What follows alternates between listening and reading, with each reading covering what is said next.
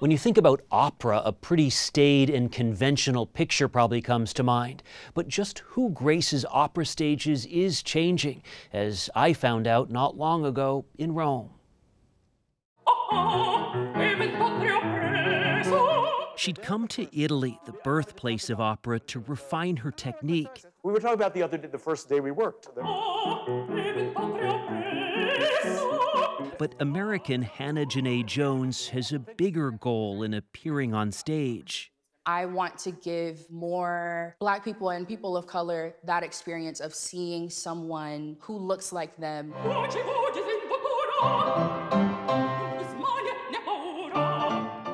Jones, who grew up in Texas, was among 14 singers from a dozen countries selected to come to Rome free of charge for a program aimed at broadening opera's appeal and base.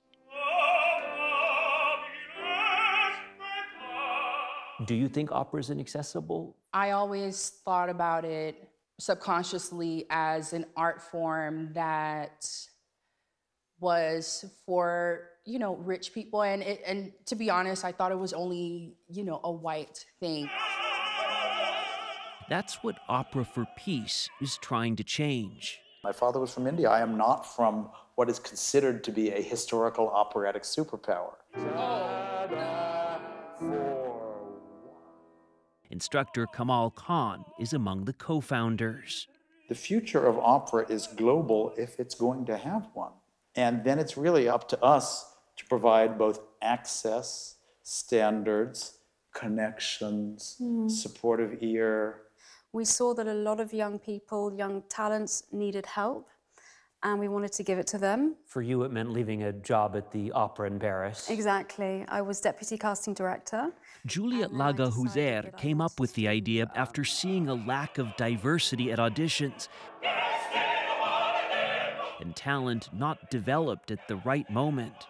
When you come from a social economic background where this kind of career is very difficult, then you need even more help.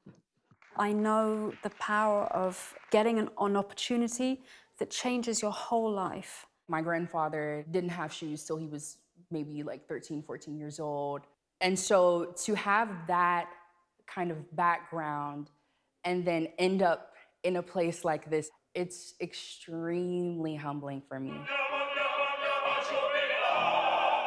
This space, Villa Medici, has humbled and inspired for centuries. On this day, it was hosting opera singers, but artistic programming here at the French Academy in Rome has a history stretching back to the mid-1600s, including artists, sculptors, and architects. For me, everything changed. Forooz Razavi is an Opera for Peace alum. I was singing totally different roles, totally different arias. As a teenager in Iran, she'd started an R&B group, Wontons, recording but not revealing herself. Nobody knew it was me. I couldn't show my face, otherwise, stuff can happen. Her family helped her get from Tehran to Vienna, where she was introduced to opera. She had interest, but not much support. Oh, you're from Iran, this land that is so far away from classical music, And I've always felt like I have to do more to kind of impress people. But then all of a sudden there's this foundation that is actually acknowledging that even a person from outside this sphere can actually be as good as the people inside. It was just such an empowering and a winning moment. You didn't do so many singer-ons. Through master classes and mentoring, they're developing this next generation of more diverse performers who can change career trajectories. Let your soul take you where you long to be. I went to see Phantom of the Opera, and it was Norm Lewis who was actually performing as the Phantom, but it was something seeing someone who looks like me on a big stage like that just sparked something in me.